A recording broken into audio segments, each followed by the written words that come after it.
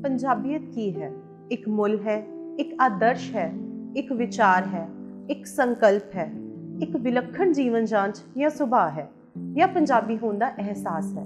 पंजाबियत ये सब कुछ भी है तो होर बहुत कुछ भी। सत श्री अकाल, मैं अमरिंदर कौर संधू स्वागत करती हाँ तुहाडा सब दा साडी एक खास पेशकश जिसका नाम है सप्त सिंधु पंजाब।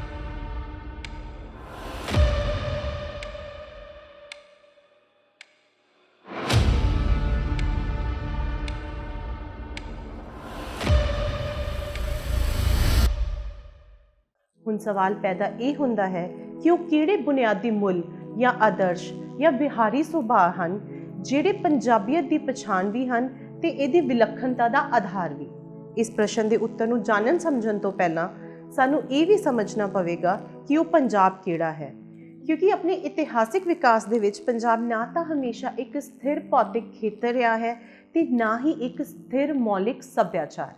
इस सभ्यता का भू सभ्याचारक खेतर सिंध नदी तो यमुना नदी तक फैलिया होया सी। इस विच वहंदे 7 दरियावां तो बनी जरखेज जमीन नूं ही ऋग्वेद विच सप्त सिंधु कहा गया है। सप्त सिंधु, पंज नद, पंजाब इस जरखेज धरती दे ही नां हन जिहड़े अपने विकास के अगले पड़ावां विच इन्हां नावां नाल जाने गए। ऋग्वेद विच इन्हां 7 दरियावां द्वारा सिरजित ते सिंचित भूमि नूं ही सप्त सिंधु कहा गया है। साडे पुराने ग्रंथां विच सरस्वती नदी का नाम भी आता है, परंतु ये नदी अलोप हो चुकी है। मन्निया जाता है कि एक घग्गर दरिया विच रल गई सी। अरबां ने इस पंचनंद नूं पंजाब भाव 5 दरियावां की धरती का नाम दिता। पिछले कुछ सालों सरस्वती नदी बारे हुई नवीन विज्ञानिक खोज ने कुछ हैरानीजनक ते दिलचस्प तत्थ उजागर किए हैं जो इतिहासिक तत्थां नाल भी मेल खाते हैं। सिंध घाटी या हड़प्पा नाम नाल जानी जाती ये सभ्यता के 1500 के करीब केंद्रां की खुदाई की जा चुकी है, जिस विच 926 थावां भारत विच ते 475 अजोके पाकिस्तान विच हन। इस पुरातन सभ्यता का कुल खेतर हड़प्पा, मोहनजोदारो, मेहरगढ़, लोथल, कालीबंगन, बनवाली, राखीगढ़ी, रोपड़, नैली तो इलावा बलोचिस्तान, गुजरात, राजस्थान, हरियाणा ਅਤੇ पश्चिमी उत्तर प्रदेश तक फैलिया सी।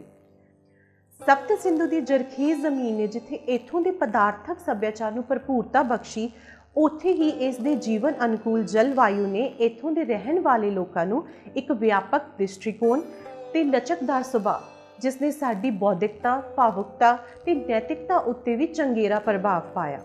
इसकी खुशहाल ते मनमोहक धरती करके ही आर्य जाति ने इस धरती नूं ब्रह्मवर्त, देवतियां की भूमि अते आर्यवर्त के नाम दिते।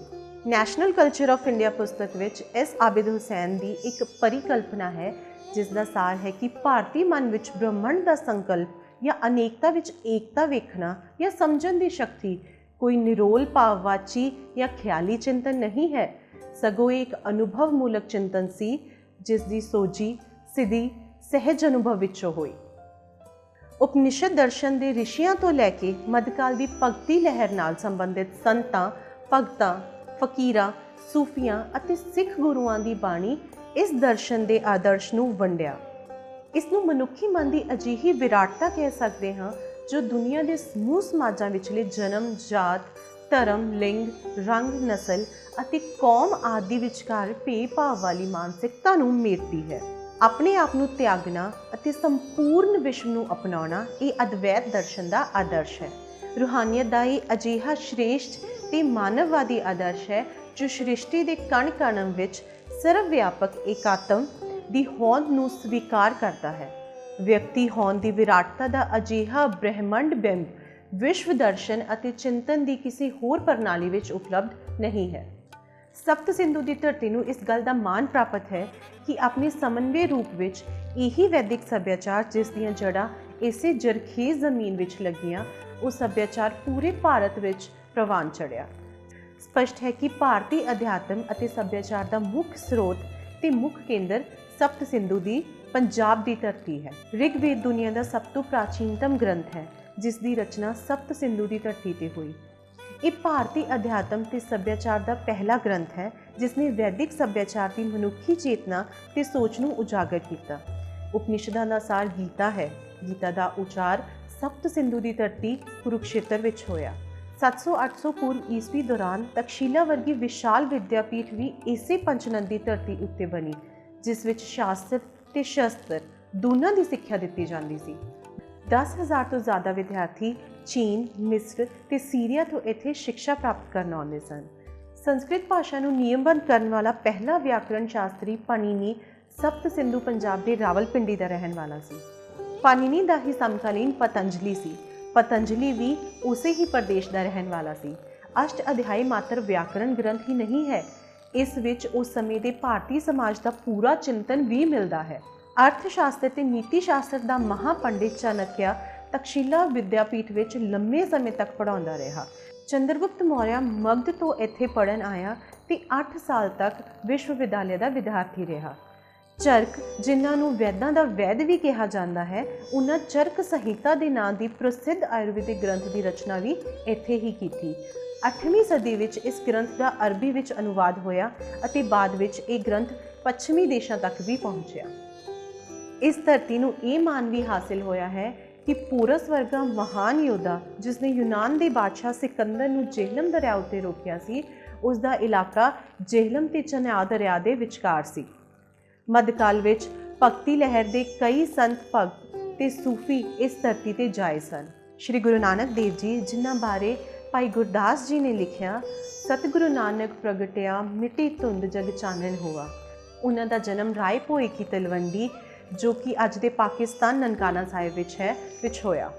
उन्होंने सिख मत की नींह रखी ते जीवन जांच ते समाजिकता का जो रूप दिता वो अद्वैत ते रूहानी दर्शन के आधारित है। उन्हां दी बाणी का केंद्रीय सूत्र सरबत दा भला है। आदि ग्रंथ वर्गे विशाल उदार अते सर्ब सांझे ग्रंथ का संपादन श्री गुरु अर्जन देव जी ने 1604 ईस्वी विच इसी महान धरती ते कीता। श्री आदि ग्रंथ साहिब की स्थापना 1 सितंबर 1604 ईस्वी श्री हरमंदर साहिब अमृतसर विच हुई। 10वें पातशाह श्री गुरु गोबिंद सिंह जी का जन्म भावें पटना विखे होया, परंतु उन्हां दी कर्म भूमि का खेतर भी यही भूमि रही। खालसे की सिरजना का स्थान श्री आनंदपुर साहिब भी पंजाब की धरती ते ही है। इस धरती का इतिहास बलिदाना, शहीदियां अते कुर्बानियां दी गौरवमयी गाथावां नाल भरिया होया है। पंजाबी मन प्रेम करना भी जानता है ते लोड़ पैण ते ये कुर्बानी भी दे सकता है। अपना सिर कटवा तो सकता है, परंतु सिर झुकाउण दी इसकी फितरत नहीं है।